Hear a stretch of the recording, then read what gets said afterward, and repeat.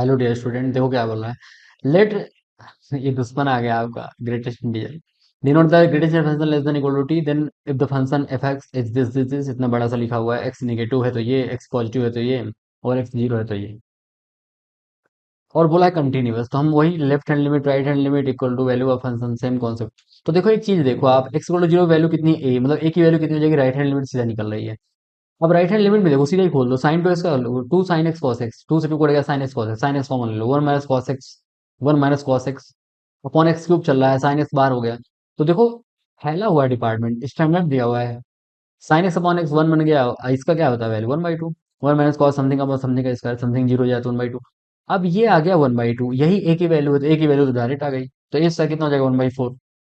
B का जुगाड़ करना है, तो बी के लिए हमें ये पूरी limit left hand limit equal to value of function या ए के आ चुकी वन बाई टू के इक्वल करना पड़ेगा। अब एक चीज आप ध्यान से देखो यहाँ पर, इंटीजर ग्रेटेस्ट इंटीजर का लफड़ा खत्म करना पड़ेगा पहले। तो आप इस फंक्शन को देखो आइडेंटिफाई किया, तो cos square plus sine x cos x ये आ गया, cos square plus sine x cos x.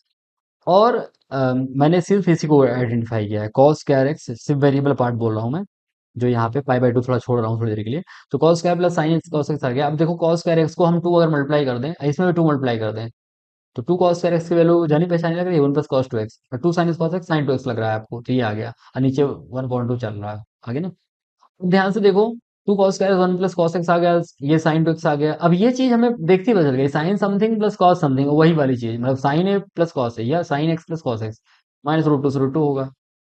आ गया होगा कॉन्सेप्ट याद, A sine theta plus B cos theta minus root A square plus B square से root A square plus B square. तो ये यहाँ से होगा, सही बात है। लेकिन हमें जहाँ पे बात करनी है ना, वो तो जीरो के नियर देखना है हमें।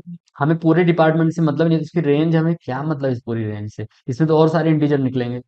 लेकिन हम इंटीजर की बात छोड़ो, आपको तो जीरो से मतलब है कि जीरो पे हमें चेक करना है, जीरो से कम पे लिए। तो जब जीरो से कम होगा तो कॉस के अंदर इनपुट आया जीरो से कम, कॉस के अंदर जीरो से कम। तो देखो कॉस जीरो वन होता है, जीरो से कम जस्ट वन से कम, साइन जीरो से कम निगेटिव, जीरो से कम पे साइन निगेटिव होता है, जस्ट कम पे, है ना, फोर्थ क्वाड्रेंट।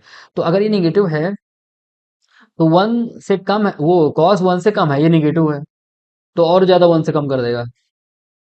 हालांकि इतना भी कम नहीं करेगा क्योंकि माइनस वन से वन ही होता है साइन, लेकिन थोड़ा वन से कम आएगा। कुल मिला के वन से कम आएगा, प्लस वन हो रहा है तो टू से कम आएगा, और टू अपॉन टू, तो वन से कम ओवरऑल, यानी ये पूरा डिपार्टमेंट वन से कम, पाई बाय टू चिपका हुआ है, तो पाई बाय टू से कम, पाई बाय टू कितना, 1.57, तो उससे कम, यानी इंटीजर हम किसका ले रहे हैं, जो 1.5 से थोड़ा कम है, 1.5 से कम का इंटीजर वन।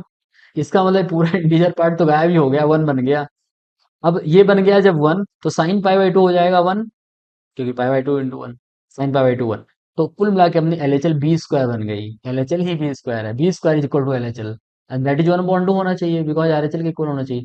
तो यहाँ से बी स्क्वायर सीधा ही वन बाई टू आ गया। अब हमें ए स्क्वायर प्लस बी स्क्वायर चाहिए, ए स्क्वायर आया था अपना कितना, यहाँ पे गलती मत कर देना, क्योंकि कई बार अपन सोचते हैं one by two plus one by to और आंसर डाल दो वन, हालांकि ऑप्शन लकीली नहीं है। तो आप वन बाई टू का square one by four plus one by two three by four आ गया, यही अपना आंसर में दिया हुआ है सी। Thank you.